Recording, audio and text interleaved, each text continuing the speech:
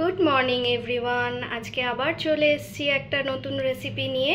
আজকে আপনাদের সঙ্গে শেয়ার করে নেব হচ্ছে আলু দিয়ে, ওল দিয়ে আর চিংড়ি মাছ দিয়ে একটা তরকারি। তাহলে কি কি লাগছে দেখে নিই। ওল লাগছে, আলু লাগছে আর বেশ কিছুটা চিংড়ি মাছ লাগছে।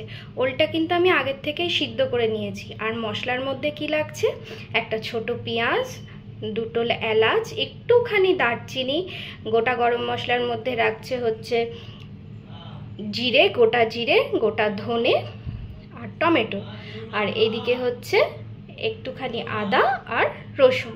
তাহলে চলুন শুরু করা যাক রান্নাটা। আচ্ছা, চিংড়ি মাছগুলো কিন্তু আমি ধুয়ে মুছে নিয়েছি, ঠিক আছে? ভালো করে পিছনটা পরিষ্কার করেও নিয়েছি। প্রথমে কড়ার মধ্যে অল্প করে একটু তেল দিয়ে নেব, দিয়ে গরম হতে দেব। তেল গরম হয়ে গেছে, চিংড়ি মাছগুলো ভেজে নেব।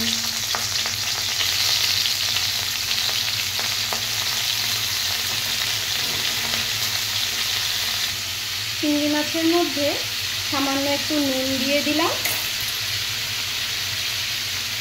সামান্য একটু হলুদ দিয়ে দিলাম।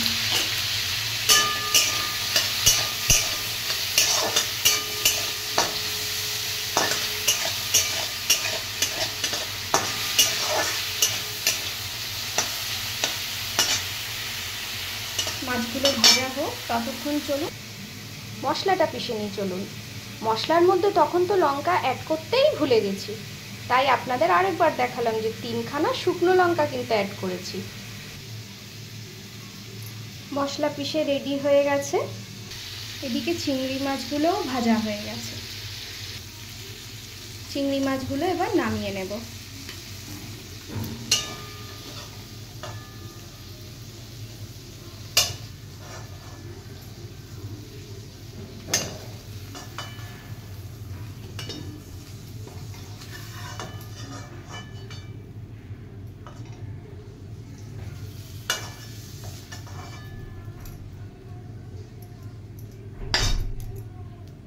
আবারও কড়াইতে কিছুটা তেল নিয়ে তেলটা গরম করে নিয়েছি।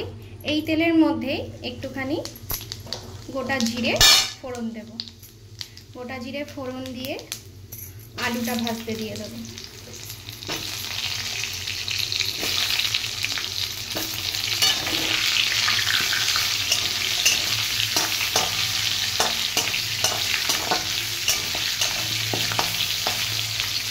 আলুটা ভাজা হোক। আলুটা ভাজা হয়ে গেছে, এবার এর মধ্যে অ্যাড করে দেবো সেই বেটে রাখা মশলাটা।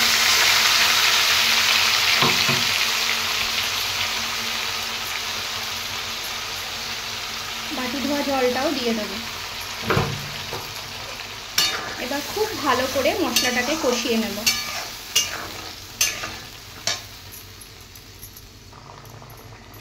এবার এর মধ্যে দিয়ে দেব বেশ কিছুটা নুন,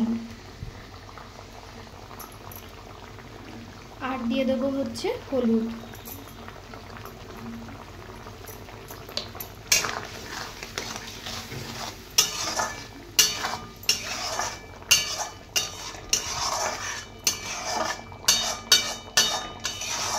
এবার ভালো করে মশলাটা ভাজা হতে দেব।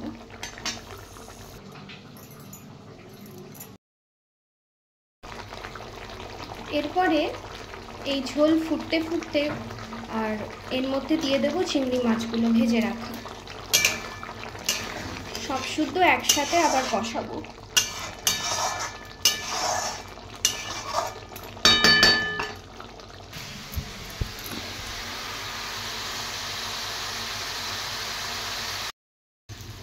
দেখুন মশলাটা পুরো ভাজা ভাজা হয়ে গেছে।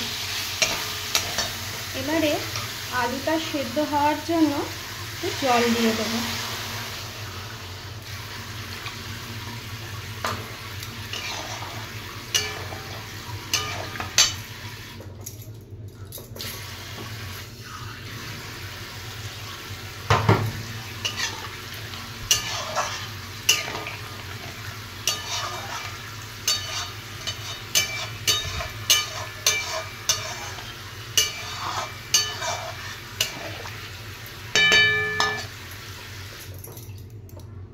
এইবারে এই ঝোলের মধ্যেই অ্যাড করে দেবো সেদ্ধ করে রাখা ওলগুলো, দিয়ে সব শুদ্ধ আবারও ফুটতে দেবো বেশ কিছুক্ষণ।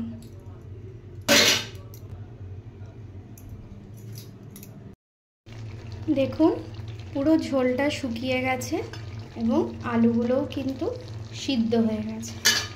এই অবস্থাতে আমি একটু চিনি অ্যাড করব, খুবই সামান্য, অল্প কিন্তু, দিয়ে 2 মিনিট চিনিটা গলবার টাইম দেব। পুরো রান্নাটাই কিন্তু হয়ে এসেছে। এরপরে লাস্টে শুধু অ্যাড করব একটুখানি ঘি।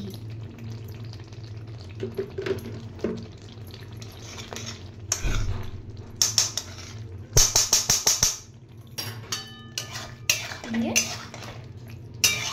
মিশিয়ে নেব, নিয়ে গ্যাসটা অফ করে দিলাম।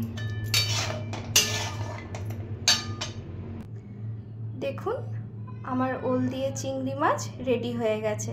গরম গরম ভাতের সঙ্গে সার্ভ করব। ওল দিয়ে চিংড়ি মাছ? হ্যাঁ। বাহ, খেয়ে দেখি কেমন হয়েছে। বাহ, দারুণ হয়েছে, দারুণ, A+।